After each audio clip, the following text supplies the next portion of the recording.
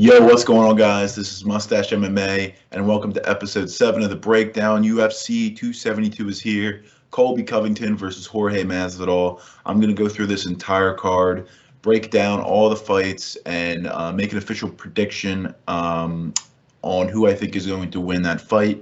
It's worth noting that these predictions have nothing to do with odds. It's just me kind of breaking down the fight and me kind of guessing who's going to win. If you are looking for more of a betting perspective, I will have 2 videos and audio files coming out later this week, best bets and parlay plays, where I will dig into some straight bets that I like on the books, and then also kind of create a couple of different variations of parlays that I also am going to play for this card. So yeah, let's go ahead and get into it. Before I get into it, I'm going to go ahead and just gloat on my amazing performance last week, baby. 9-2, and it should have been 10-1 because we had a highway robbery. But you could have said we got away with a couple other ones as well. A lot of close decisions came through. But anyway, we got a clean sweep on the prelims. Wins in Hernandez, Brahima, Martinez, McKinney, Nunez, Bahamundos. And then moving on to the main card, wins in Petrosian, Tsarukian, and Makhachev, and then only losses being in Kim and Serkinov. Wellington pulled up that second round armbar on him out of nowhere, and then Priscilla Cachoeira somehow got the decision out over Kim, even though I think it was pretty clear that Kim won 2 rounds to 1.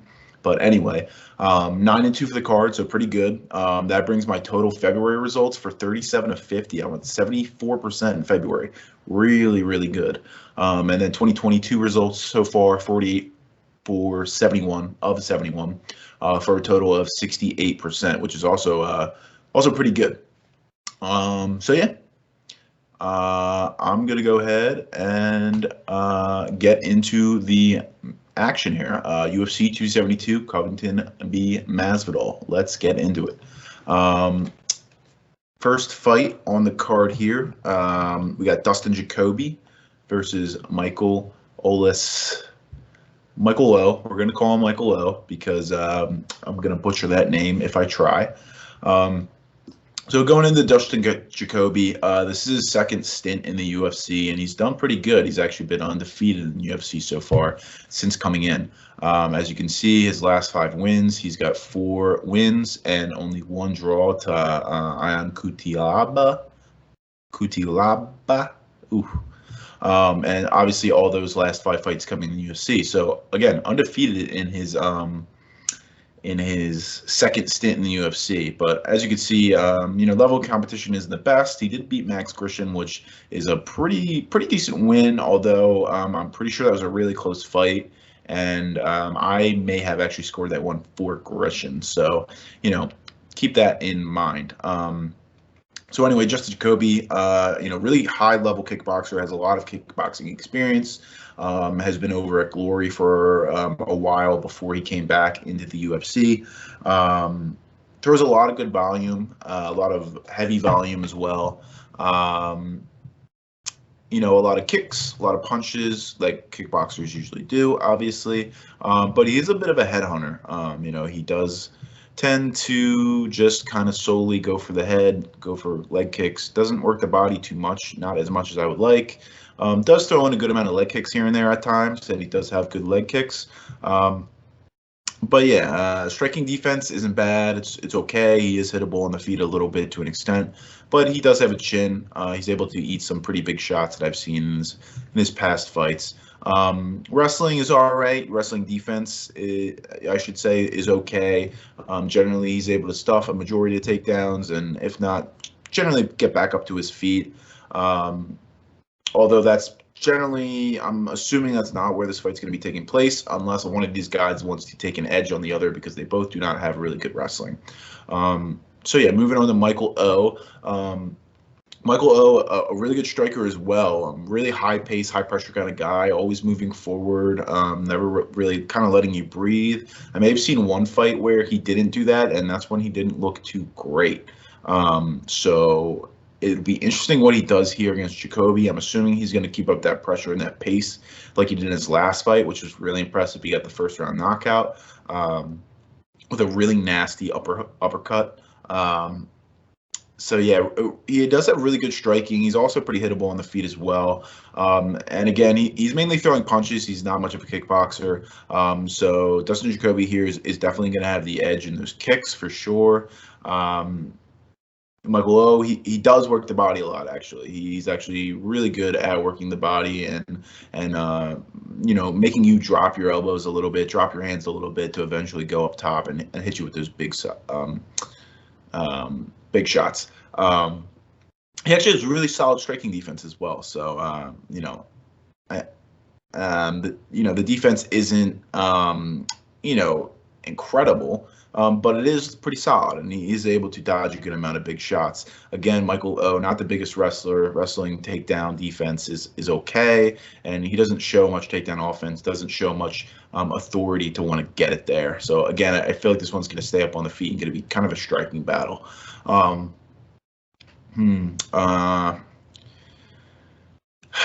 This one's a little tough. I didn't make an official pick here yet, and I'm going to make it on the spot because it's so close. I like Justin Jacoby almost because he does have that kick advantage. Give me Michael O. Officially, I'm going to go with Michael O, the underdog here. Again, has nothing to do with the odds, but I do think Michael O has a really good chance to win this one here. That pace, that pressure that he's going to put on Dustin Jacoby is going to be a lot for him. So yeah, give me Michael O to win this one. Moving up the card, we got Devonte Smith versus Ludwig Klein. Ludwig Klein coming on a short notice replacement, about a week's notice. So Devonte Smith, sorry, I didn't have enough time to type up my notes for everyone, so I'll be flipping back and forth on the paper. Devonte Smith, huge power in the hands, really big power for the lightweight division. Super crisp and fast hands as well. Good combinations, really explosive. He is a bit of a headhunter as well, not really working the body too much, going for that big, exciting knockout. Super aggressive in the first round, comes out really just high pace, high pressure, in your face, lots of striking, lots of action. He has good striking accuracy as well. He tends to be able to land those big shots, land those combinations very often. Decent volume. He doesn't throw a ton, but he throws enough to where it's good enough for him to start landing a lot. And I think the decent volume aspect comes from him having a lights out, crazy paced first round, and then just slowly not throwing that much at all in second or third because he just kind of gasses himself out. A bit chinny as well. He is really chinny. He's been knocked out a couple times in his career.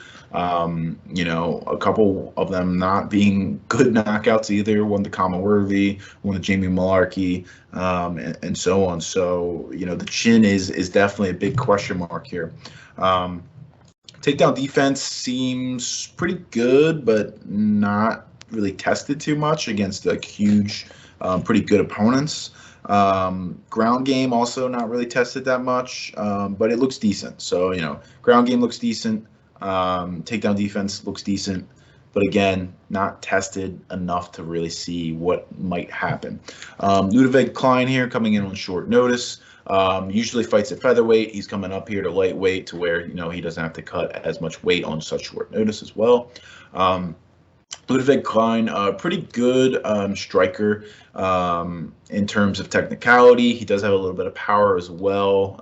He throws a really good head kick combination type thing that he used in his first UFC appearance, which was nice, big, and flashy. But he's dropped his last two. One to Nate Landwehr, and the other being to who? Mike Trizano, yeah. So, looking to bounce back here on a short notice against a pretty good fighter in Devonte Smith. Again, Ludwig Klein, like I said, good technical striking, decent power. His wrestling is there a little bit too. We saw him use his wrestling a little bit in his last fight or in his fight against Mike Trizano. He used that pretty good, and to his advantage, he mixed it up well with his striking. Grappling doesn't seem all too great. It seems like more his ground game is more based on the wrestling aspect. So yeah, this one's interesting. With Devonte Smith being really chinny, Ludwig Klein, coming up from featherweight, is he going to be able to potentially knock him out on short notice? I think he has a good chance, but I think overall the pace and the pressure that Devonte Smith's going to put on Ludwig Klein in the first round is going to be too much. Klein tends to struggle with kind of that pressure pace scenario. And as long as Smith doesn't gas, he should be able to win this one. I don't think it'll be by decision. It could squeak the decision, but I think, Smith has a good chance of getting that first round finish. Or if not, maybe he squeaks out a couple rounds or a 10-8 round in the first potentially to seal up a decision if he's able to survive after that. So official pick is going to be Devonte Smith. Moving up the card, we got Tim Elliott versus Tagir Ulanbekov. Tagir Ulanbekov, one of these Russians who just has that crazy pace, wrestling in your face, not letting you breathe type thing. Really high level wrestling, obviously. Has the grappling game behind it as well to go behind it. But again, I'm not 100% sold on Tagir as I am with, a bunch of others. And especially him going up against Tim Elliott here. I mean, Tim Elliott is a grinder. He's got a really high pace, high cardio type guy. He is really awkward to fight as well. So his stances, the way he kind of shoots in for takedowns, it could be a real struggle here for Ulanbekov to really implement the game plan that he wants. Tim Elliott on the other side, like I was saying, high pace, high pressure guy, always in your face, throwing strikes, looking to use the wrestling a lot, good at creating scrambles, good at creating sweeps type scenarios. Good in the grappling game as well. Has gotten caught a couple times with some submissions, but he has submissions of his own as well. So yeah, official pick here. Most of these I actually haven't picked already. I'm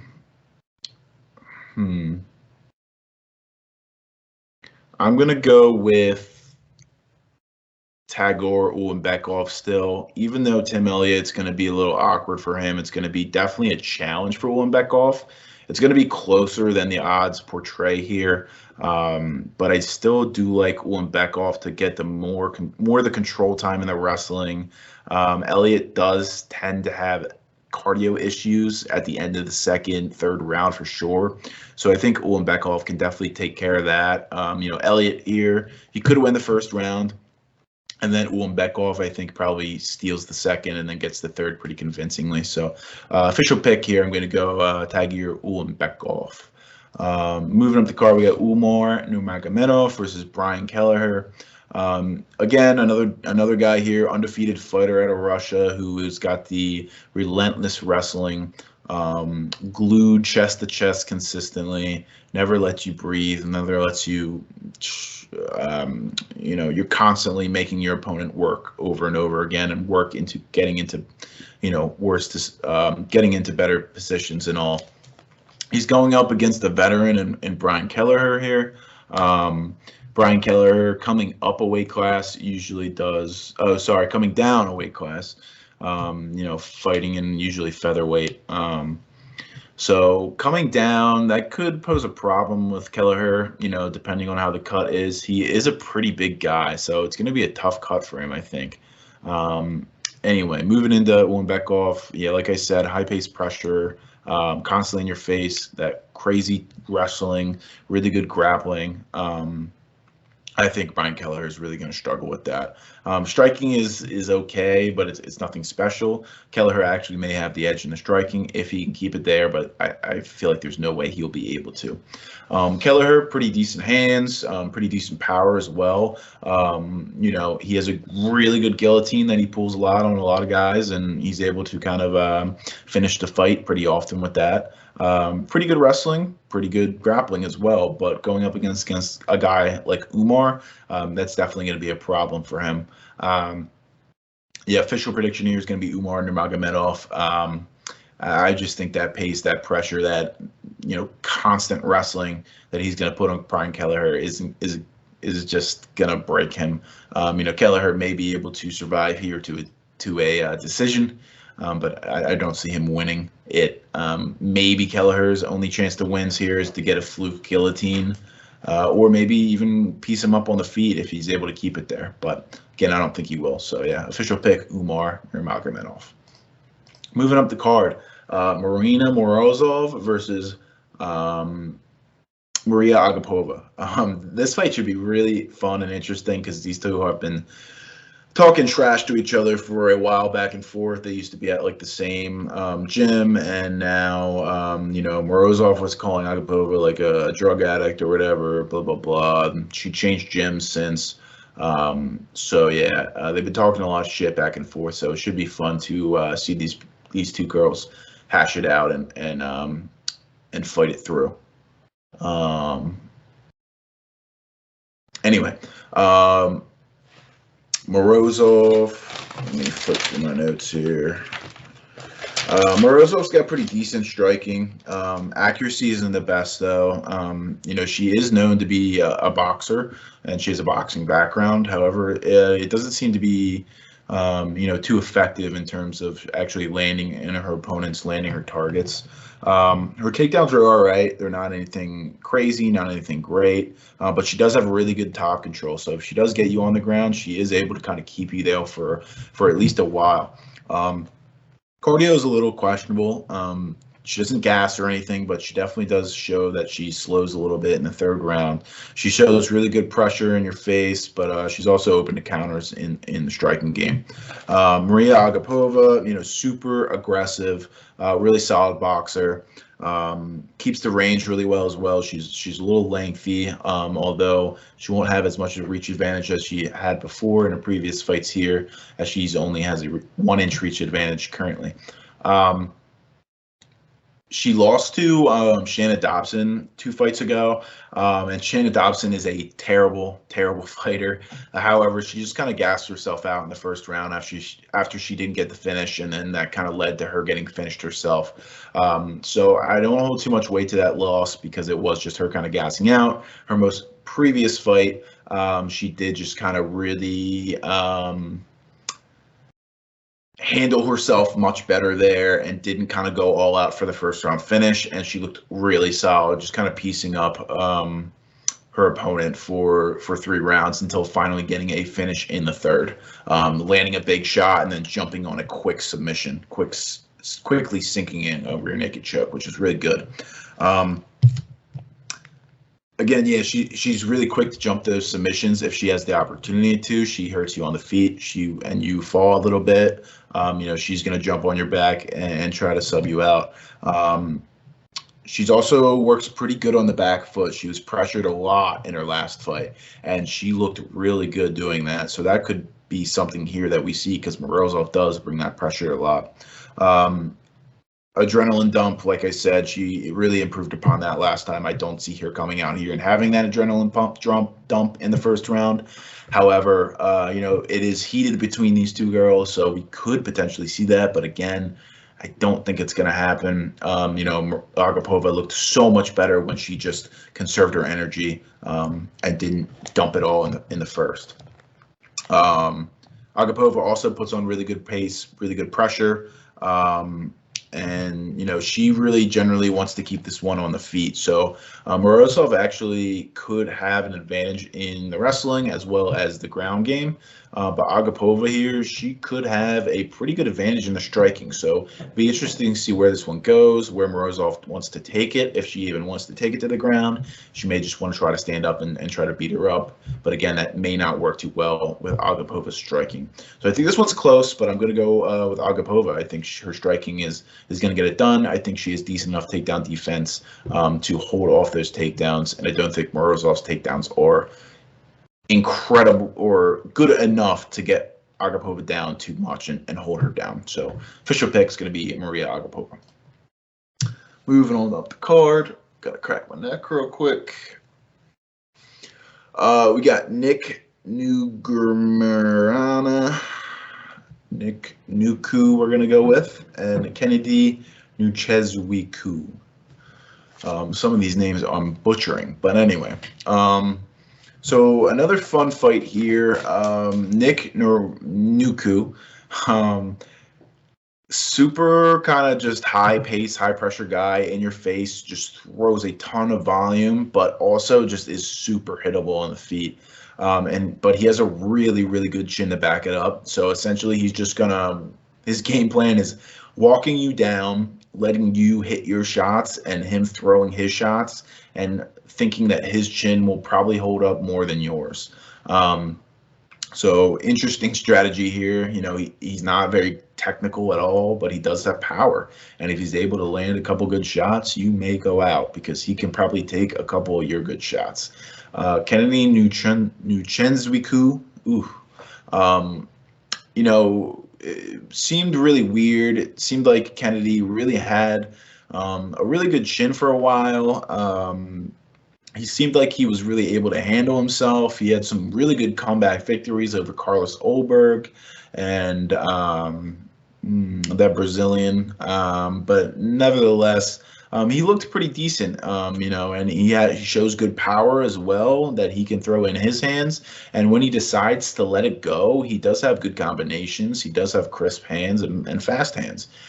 He does, however, just often just shell up and have a high guard and just stay in that position for a while, especially in that first round. He's just a really slow starter. You know, his last fight, I believe, was it Da Un Jung? Let's double check on that. Yeah, his last fight against Da Un Jung, I mean, Da Un Jung just kind of eventually walked forward and just started unloading elbows on him, and he just kind of fell. Even though his guards seemed to block most of those elbows, I guess one got through and kind of hurt him, and then elbow after elbow after elbow just kind of set him out, which was a weird thing to see. But nevertheless, here I'm not too you know, sold on Nzechukwu after that showing, to be honest. You know, the chin maybe not being there, and Nick Nzechukwu, I mean, that dude has power, and if he's able to land a shot, he could go out. You know, that being said, I'm still gonna pick Kennedy. Official pick's gonna be Kennedy Nzechukwu. But I definitely am not very confident on it, and I don't trust his chin. But, you know, Nzechukwu has the better, you know, technical striking. He does have power in his hand as well. But the wildness of Nick Nzechukwu, you know, he could land a big shot and knock him out. Moving up the card, we've got Marina Rodriguez versus Xiaonan. Again, sorry if I'm butchering these names. Marina Rodriguez, you know, super high level technical striking, super fast hands, great combinations, really good volume, good cardio, good takedown defense as well. Easy to control on the ground, though, if you do eventually get that takedown. Good submission defense. We saw in her last fight against Mackenzie Dern that she was able to withstand 4.5 minutes of Mackenzie Dern on top of her on the mat. You know, that's a pretty good accomplishment in my mind. And she also mixes it up, the strikes, a lot very well. Head, body, legs, mixes it all up very well. Jan here, she's also got really fast hands. She's also a really good striker, great cardio, very high volume, constant pressure in your face type girl. constant combos as well. She's never just throwing out one shot at a time. She's always throwing combinations after combination. Good takedown defense as well if you try to get her down. If you get her down, she's very active on the bottom. She does look for submission. She strikes a lot from the bottom. Although, I don't think Marina Rodriguez is going to want to take this to the ground at all. However, Jan could implore her wrestling here instead. So we could see Jan probably maybe going for a takedown, but Rodriguez, I think, is going to want to keep this one on the feet. I think she has the slight advantage in terms of technicality. Power is probably pretty close. Volume, Jan, volume's out actually pretty close as well. So Jan may want to use the wrestling here because she may find an edge. But with that being said, I really like Marina Rodriguez here. I like her to get the win. And I like this fight to boost her into that pedestal of her getting the next title shot. So yeah, official pick, Marina Rodriguez.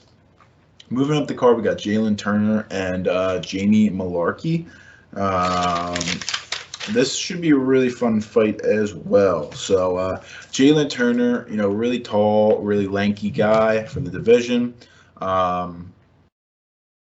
Really nice power. Not necessarily like KO power, but he has enough power to put on it to where he can consistently seem to like stun his opponents and get them hurt, and then that's how he kind of just goes in for the kill and goes in for the ground and pound, or just jumps on them and fishes for a submission and finds it. Really great cardio, puts on a really great volume, pace, decent takedown defense, good submission defense, really hard to submit. And like I said, a lot of club and subs on his resume.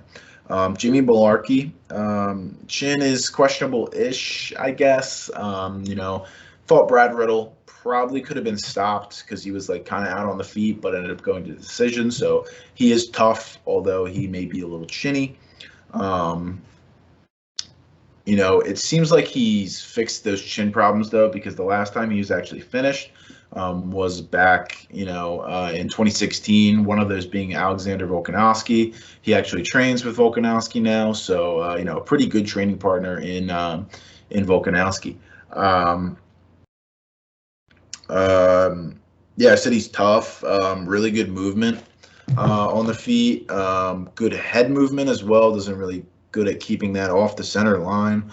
Lots of feints he throws, works the body in really good, also high pace, high pressure, decent power. He doesn't show that he's able to like knock people's lights out, but again, he puts together those combinations, he can hurt you. Decent wrestling, decent top control. It does seem on the ground though that he does tend to rush his transitions, so that could be a problem here with Jalin Turner. He definitely doesn't want to do that at all.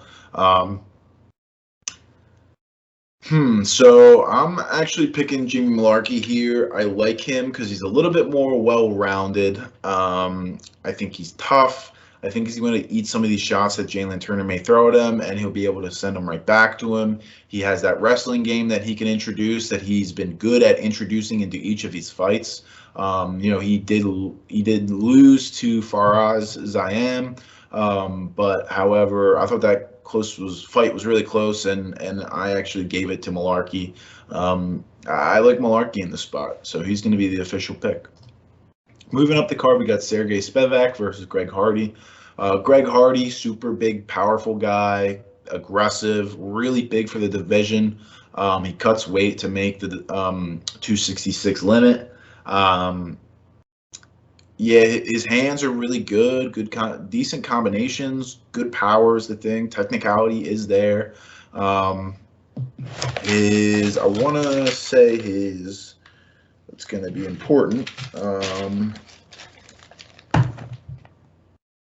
He has pretty good takedown defense. That's what I wanted to confirm in my notes, which is obviously going to be really key here going up against Sergey Spivak. Greg Hardy, fast hands as well, works the body good. He doesn't really rush the finish sometimes, which he's been prone to before. And then, if he doesn't get it, that could potentially gas himself out. Doesn't throw a whole lot of kicks, mainly just kind of uses the hands. Good striking defense as well. He's going to have a huge advantage on the feet here against Spivak, I think. He does have a really bad ground game. We saw in his fight against Marcin Tybura that Tybura, as soon as he got it to the ground, it was essentially over. Now, that was a couple years ago, so he may have had some time to improve upon that ground game, improve upon the wrestling and grappling. Let's see, that was back in 2020, December 2020. So, a year and a quarter, about a year and a third. So, 15, 16 months. So he very well could have improved that. Cardio is definitely questionable as well. He does tend to gas out after the first round. After that 8 to 9 minute mark, you'll see him pretty significantly decline. Sergey Spivak, obviously we know him. He's the wrestler in the division, one of the wrestlers, one of the few wrestlers. He has pretty good takedowns. He does use a lot of trips, a lot of doubles, good top control when he gets you down there and gets you in position. He has nice transitions, good ground and pound. He is a sub threat down there as well. Decent stand-up, a little technical, but not much power. He does have like a good jab that he throws out there. So yeah, obviously we got Greg Hardy, who probably has a strong advantage on the feet. Sergey Spivak has a strong advantage in the wrestling and on the ground if he can get it there. Give me Greg Hardy, official pick. I think Hardy is going to come out here and knock Spivak out in the first round. We have seen Spivak's last couple of fights. He hasn't really fought the best competition. He fought Oleksiejczuk, who's essentially dust and bones at this point. He fought Jared Vanderaa, who's absolute trash. He did have a notable win over Tai Tuivasa. However, that was I believe like 3 years ago. So yeah, give me Greg Hardy here. I like Greg Hardy here to get the knockout.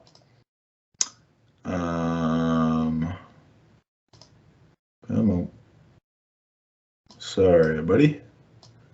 Technical difficulties. Really? Okay, here we go. Moving up the card, Kevin Holland versus Alex Oliveira. We all know Kevin Holland, big chirper in the cage. Really fun to watch. Kevin Holland, really good striking, good power, super long for the division, 81-inch reach. I believe that should be probably one of the longest reaches in the division. Takedown defense obviously isn't great. We've seen in the past, but it is improving. He's shown in his last fight against Dawkins that he was able to kind of stuff a good amount of takedowns. So we'll see where that's at in this fight because that may come into play. Super aggressive, good pace. He's a brawler. Just wants to kind of scrap in there. Good cardio. Ground game not great, but again, also improving. So moving on to Alex Oliveira. Alex Oliveira is really good in the clinch. He is decent stand-up. Lacks volume at times, though. Sometimes just doesn't throw a whole lot of volume. Doesn't handle pressure too well, which is going to be bad here because Kevin Holland obviously going to put on that pressure. Questionable chin. He's never been like knocked out cold, but he's been wobbled a good amount of times in his previous fights. Overall, he's well-rounded, decent wrestling, decent grappling, decent stand-up. Really recently, he's been unsuccessful with a lot of his takedowns. I believe he's really only got like 1 or 2 takedowns in his last 3 or 4 fights. So not really great in terms of seeing that because obviously that's his path to victory. Decent top control when he gets him down there, but again, they're not stuck down there. So another thing to note here is Kevin Holland's usually middleweight. He's coming down to welterweight. So that could be a problem here. Cutting that extra weight, that could pose a threat on maybe his chin, his gas tank, things like that. But again, I don't think Kevin Holland really cut too much weight to begin with at middleweight. So now he's more performing like a normal weight cut like most UFC fighters perform and MMA fighters perform. So it'll be really interesting to see how he how he does here at welterweight. I'm assuming they're going to want to push him into the welterweight division if he wins here and keep him there, because he didn't have too much success up at middleweight. Nevertheless, that this is at middleweight, definitely going to pick Kevin Holland here, official pick. Moving up the card, we got Edson Barboza versus Bryce Mitchell. Bryce Mitchell, super high-level wrestling, super high-level grappling, really great top control, can really hold his opponents down for significant time. Really great takedowns, relentless with those takedowns as well. They will constantly be coming. Really great cardio, puts on that constant pace pressure wrestling for 15 minutes consistently. Ground game, long week. He's not too active on the ground, however. So when he does get people to the ground, he doesn't employ a whole lot of ground and pound. His transitions seem to come off slow. So, if this is a certain referee, who doesn't necessarily like that, likes to see more work, he could stand them up more considerably. But I would like to think that if Bryce hears a referee, warning them, he would probably, start landing some ground and pound. I have seen rounds where he has landed a good amount of ground and pound when he's got that top control, but I've seen also probably more rounds where he just kind of chills down there and just gets control time. Really smooth transitions on the ground when he is able to get those transitions. Stand-up's okay, though. That's the thing. Totally okay. Just those single shots. Probably even saying that it's okay is a understatement. Yeah. Moving on to Barboza, really great striking, good power, good striking defense as well. He does have good takedown defense, but he did struggle with pressure wrestlers, similar to Mitchell. So wrestlers like Kevin Lee and Khabib. So he really struggled with them, gave up a lot of takedowns, gave up a lot of control time. Barboza, on the striking game as well, he really works the body a lot, and he has really solid kicks that he throws a lot, that he's known for.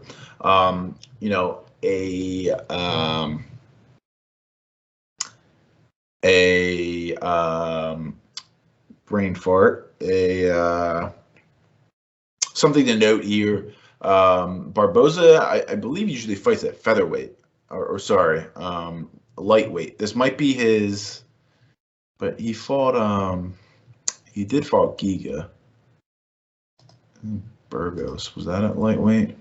Now I might be confusing myself here. He fought at lightweight for the longest time, I'll say.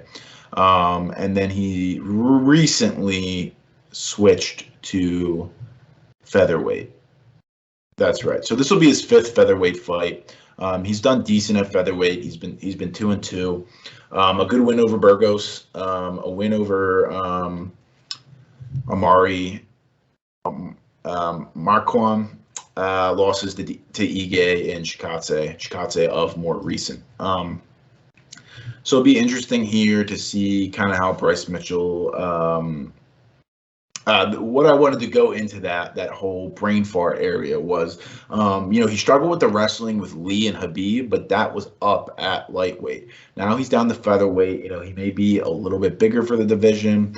He may be able to withstand those takedowns more significantly. Now he hasn't really faced a high level wrestler like Mitchell in that aspect.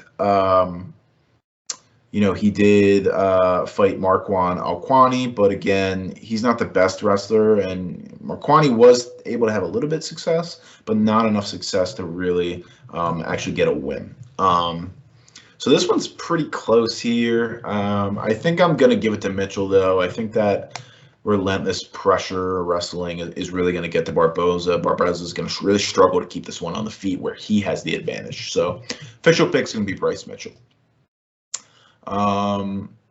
Moving up the card, we got RDA, Rafael Dos Santos versus Renato Moicano.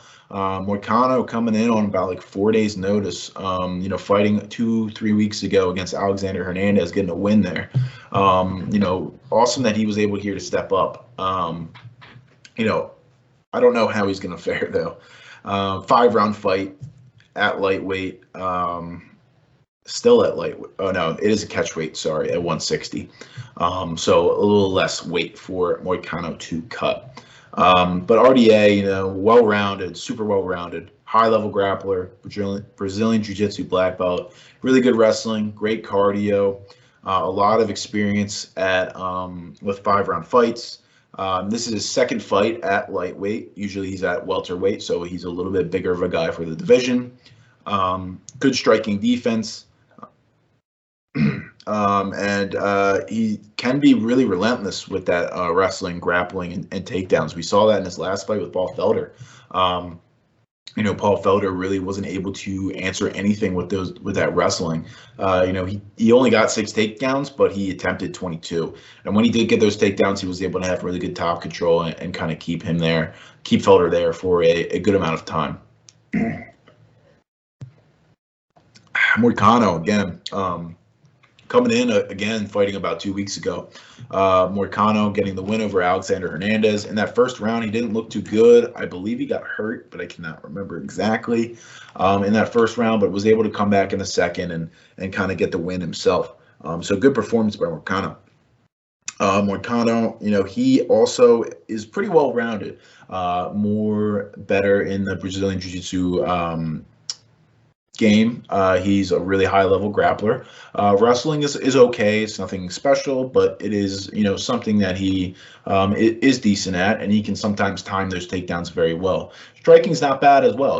We saw him go up against Alexander Hernandez, who's a pretty good striker, and he was able to eat some of Alexander Hernandez's big shots, big combinations, and he actually hurt Alexander Hernandez with his striking and was able to get that club and sub. So, Moicano, although he may, coming in on really short notice here, he may give RDA a little bit of trouble. But again, RDA having a full camp, so much 5-round experience, coming down from welterweight most recently, going to be big for the division. Moicano, not having a full camp, fighting 2 weeks ago. I don't see Moicano being able to get the win here. So official prediction here is going to be RDA. Rafael dos Santos.